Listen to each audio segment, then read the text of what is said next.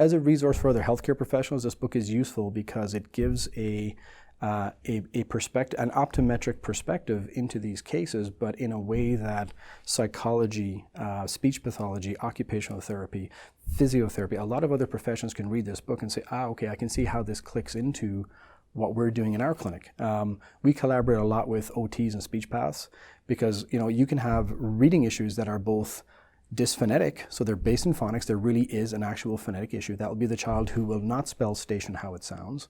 They'll spell it with P's and Q's, and you're scratching your head going, this kid does not have a clue how sound and letters go together. So that needs a speech pathology intervention. There's no doubt about that.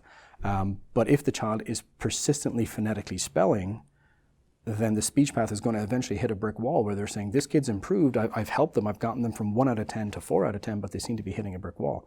So that speech pathologist could potentially just say, okay, I've gotten your kid as good as I can get them, say to the parent, you need to read this book because I think there's another component going on here. So the reading issue can be dysphonetic or it can be dyseidetic, which is our terminology for a visual memory-based reading issue. So that's typically involves the oculomotor system. So different professionals can look at this book and use it a different way, but I think psychology, speech pathology, OT and PT, I think in particular, would benefit from a health profession standpoint, and of course the family doctor. The family physician may be dealing with a parent who brings a child in. For example, they might say, my child has a headache, and it's always at the end of school, or my child has difficulty concentrating at school. Maybe they have ADD. Do they have an attentional problem? So ADD really is a symptom-based diagnosis. There's no blood test, there's no MRI, there's no objective testing for it.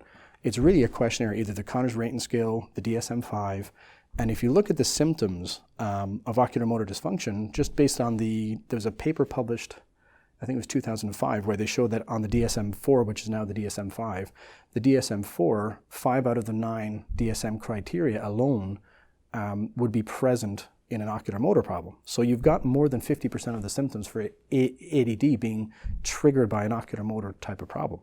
So you've got to be aware of that link. So the family doctor who has a child who presents with a headache, usually they're frontal and usually they're more prominent towards the end of the day, so it's a fatigue pattern. It's not like they wake up with them, which is typically could be neck or back, or it could be high intracranial pressure if it's something more serious.